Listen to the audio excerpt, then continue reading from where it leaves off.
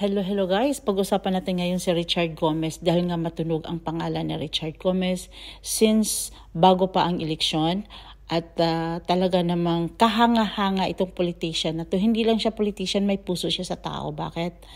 Talagang kung ano yung pinapaniwalaan niya ay tinayuan niya. Hindi talaga ito binakli at hindi niya binali ang kanyang paniniwala na dahil sa pinatupad ng ating dating presidente ay nagiging safety ang Ormoc City at mula nang umupo sila bilang isang representative ng Ormoc, congressman at mayor, congressman, ang mag-asawang ito.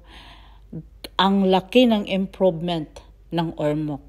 It's builded with universities at mga establishment, mall, marami. At nagkakaroon na ng pangalan ang Ormoc ngayon. Pangalawa guys, na spotlight muli ang representative ng Ormoc City na si Richard Gomez, re-elect Congressman Richard Gomez patungkol nga sa pagsara ng San Juanico Bridge. At hindi lang naman siya ang nagsalita. Pati Mayor ng Tacloban na si Alfred Romualdez, pinsan ng Speaker, ay nagsalita din. At matinding revelasyon ang binitawan ng mayor ng Tacloban at nagsalita din ang ating representative na si Richard Gomez. Pakinggan natin guys ang ating re-elect Congressman Richard Gomez.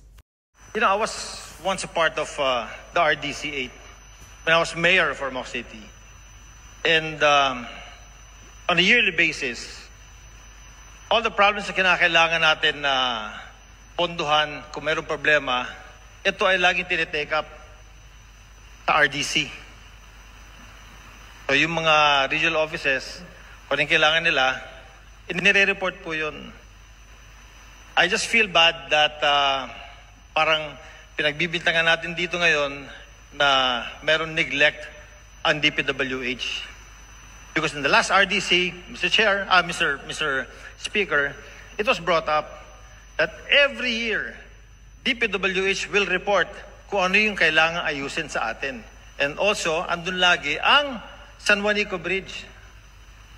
It is in the RDC report, if we will take a look at it, Mr. Speaker.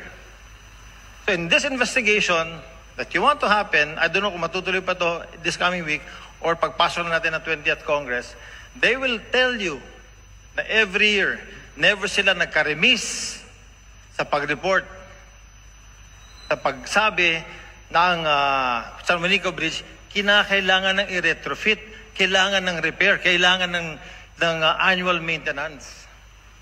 Siguro, maganda rin, Mr. Speaker, tignan natin sarili natin dito sa Kongreso. Bakit hindi natin napondohan yung nire-request nila? Why I'm speaking here today is because yung problema ng San Juanico, that is 110 kilometers away from Ormoc City, nararamdaman din namin yan. Ngayon lang kami nagkakaroon ng pila ng truck sa loob ng Ormoc City. And when they stay in Ormoc City, we don't have ready restrooms for them. Saan sila nagdudumi? Sa tabi-tabi. It is also affecting the health and cleanliness of our city in Ormoc. So in this coming investigation, Congressman Asidre, please take note that the RDC report, every year, merong nire-report na merong pangangailangan ng DPWH with regards to maintenance, repair, and annual checkup of the San Juanico Bridge.